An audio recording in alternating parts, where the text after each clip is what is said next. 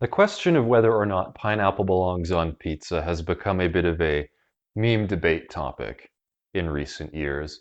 It's either a genius combination of sweet and savory flavors, or it is a crime against pizza itself. Now, personally, I don't mind a slice of Hawaiian pizza every now and then, but today I'm actually not interested in the culinary debate surrounding tropical fruit on savory flatbread. Today I would like to take a look at the bigger picture and explore some of the deeper symbolism of what pineapple on a pizza really means. Because to me, this is a very interesting cultural artifact that is a byproduct of Canada's economic prosperity. And I think that it is a very powerful symbol that we can use to help us get things back on track. So strap yourselves in, folks, because we are going on an adventure. The first stop on this trip is to our time machine to go back to the year 1962 so we can understand the origin story of how pineapple found its way onto a pizza in the first place. So to do that, we need to go back to the town of Chatham, Ontario in the early 60s. There was a man by the name of Sam Panopoulos. He was an immigrant from Greece. He was also an entrepreneurial guy who had started his own restaurant. And this was a diner type establishment, a type of place that ordinary people would go to for a meal. And at the time, pizza as we know it in its modern form was still relatively new, and there weren't many combinations of toppings yet available. So one day Sam was in his kitchen and he decided to do a little experiment. He took some ham and he took some pineapple and he put it on a pizza. And he called his new creation the Hawaiian, and he offered it for sale to his customers. Now, after some initial skepticism, his new creation quickly caught on, and it eventually spread to become a staple offering at pizza shops the world over. Now, if you pause for a little bit to think about this story, none of this makes any sense whatsoever. First of all, pineapple on pizza, country of origin is Canada. This is a country that in any given year produces approximately 0 pineapples. Is somehow the homeland of pineapple on pizza. You know, if I told you it was a place like Costa Rica where they actually grow lots of pineapples, oh yeah, that would make logical sense. But no, it's Canada. And what about the inventor of pineapple on pizza, the hero or villain of this story, depending on your perspective? This guy, Sam, he's an immigrant from Greece, and he decides one day he's going to move to Canada. Now, just think about that for a few moments. Try to put yourself in his position.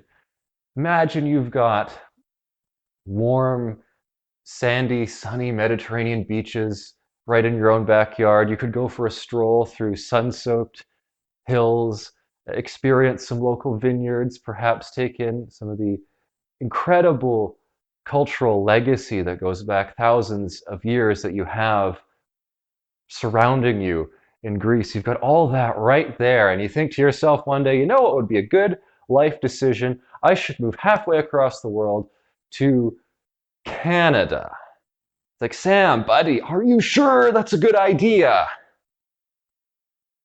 After all, as I think many of us are aware, Canada is not the easiest place in the world in which to live. It's certainly more difficult to survive here than, say, a warm Mediterranean country. It can get rather cold here. There's some challenging climate conditions, some challenging geography that we have to deal with in Canada. Simply surviving here is difficult, let alone finding ways to thrive. But somehow, there are pineapples available for experimental pizza here. That's not a natural phenomenon. Neither is it a natural phenomenon that Canada is ranked amongst the world's wealthy countries. Now, really, the default state of Canada, given its geography and all the challenges it faces is kind of impoverished backwater, but somehow Canada is not that. In fact, by some metrics, it's the world's ninth largest economy, which is a position on a ranking table like that it frankly has very little business being in. In order for Canada to be a prosperous country, a lot of stuff has to be going right at many, many different levels in order to overcome all of those headwinds. So perhaps Sam noticed that, figured out, hey, in Canada, they're clearly doing something right. Maybe I should be a part of that. And I really think that this gets to Canada's fundamental achievement as a country. Despite all the challenges, the difficult geography, we've managed to build one of the most prosperous countries in the world out of a patch of real estate that most people would have written off as inhospitable. And out of this environment, we get pineapple on pizza. Without Canadian economic success, this creation does not exist. Which is why, for me, pineapple on pizza is symbolic of Canada's economic prosperity. And it reminds me of this fundamental national accomplishment. Although I think it's safe to say that Canada has been having a bit of a rough time in recent years, whether that's explosive house prices or inflation or a currency that increasingly resembles play money. Gotta ask myself, I've gotta wonder if an entrepreneurial guy like Sam is still gonna think it's a good idea to move here. Because this picture actually gets even bleaker when we consider a statistic called relative GDP per capita. So GDP per capita, that's a method of estimating about how much economic activity and wealth there is in a country for each person. As recently as 10 years ago, Canada's GDP per capita was roughly on par with the United States. Today, it has fallen to only 60% of what it is in the US. And if current trends continue, it's set to continue falling. So if we're going to take this newfound economic rivalry with the Americans seriously, we might want to fix that.